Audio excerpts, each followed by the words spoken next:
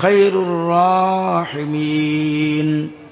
সাইয়্যিদুল ইস্তিগফার পড়েন একবার, আল্লাহুম্মা আনতা রাব্বি লা ইলাহা ইল্লা আনতা খালাকতানি ওয়া আনা আবদুকা ওয়া আনা আলা আহদিকা ওয়া ওয়া'দিকা মাস্তাতা'তু ওয়া আউযু বিকা মিন শাররি মা সানা'তু আবুউ লাকা বিনি'মাতিকা আলাইয়া ওয়া আবুউ লাকা বিযামবি ফাগফির লি ফাইন্নাহু লা ইয়াগফিরুয যুনুবা ইল্লা আনতা। সরকার দো জাহান নবী পাক সাল্লাল্লাহু আলাইহি ওয়াসাল্লাম ফরমান, আমার কোন গুনাহগার উম্মত যদি তার গুনাহ জমিন থেকে আসমান পর্যন্ত ভরে যায়, আর সে যদি ডেইলি সকালে একবার আর সন্ধ্যায় একবার, দিনে একবার রাতে একবার সাইয়্যিদুল ইস্তিগফার পাঠ করে নেয়, তার মৃত্যু যখন হবে তার আমল নামায় কোনো গুনাহ বাকি থাকবে না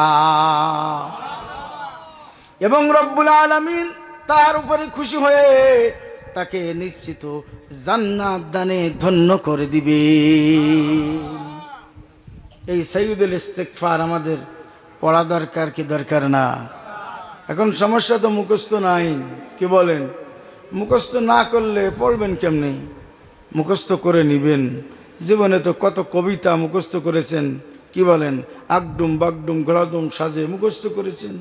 কত শিক্ষিতরা কত কবিতা মুখস্থ করেছেন, কত রচনা মুখস্থ করেছেন, প্রবন্ধ প্রশ্ন বিরাট শর্ট প্রশ্নের উত্তর মুখস্থ করেছেন। বলেন এর একটাও কি কবরে লাগবে, হাসরে লাগবে? কথা খান আরো জোরে বলেন, লাগবে নি? লাগবে না। যা লাগবে সেটা মুখস্থ করার দরকার আছে কি আছে না? যেটা লাগবে না সেটা খুব মুখস্থ করেছি, যেটা লাগবে সেটা মুখস্থ নাই। এটা সুখকর সংবাদ না দুঃখকর সংবাদ? কথা হচ্ছে না। আল্লাহ তাআলা আমাদেরকে বুঝার তৌফিক দান করেন। আজকের এই তাফসীরুল কোরআন মাহফিল বক্তা শ্রোতা সকলের জন্য যেন হেদায়েত, ইসলাহ এবং নাজাতের জরিয়া ওসিলা বনে যায়। আরো জোরে বলেন না আমিন। প্যারা হাজিরিন, ঐতিহ্যবাহী তেয়ারিপুর মিয়াবাড়ি শাহী জামি মসজিদের উদ্যোগে আয়োজিত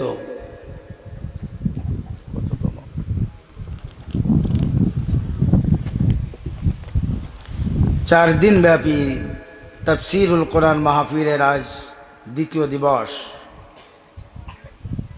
2024 খ্রিস্টাব্দের 5ই মে রোজ রবিবার আল্লাহ পাক রব্বুল আলামিন আমাদেরকে তার পাক কালামের তাফসীর শোনার জন্য আসার তৌফিক দান করেছেন। এজন্য অন্তঃস্থল থেকে কালিমাতুল হামদ, কালিমাতুল শুকর আদায় করে নেই। সকলে বলেন আলহামদুলিল্লাহ। সকলে আমার সঙ্গে বলেন হামদান কাসীরা তাইয়্যিবান মুবারাকান ফি সুবহানাল্লাহি ওয়া বিহামদিহি আদাদা খালকিহি ওয়া রিদা নাফসিহি ওয়া জিনাতা আরশিহি ওয়া মিদাদা কালিমাতিহি।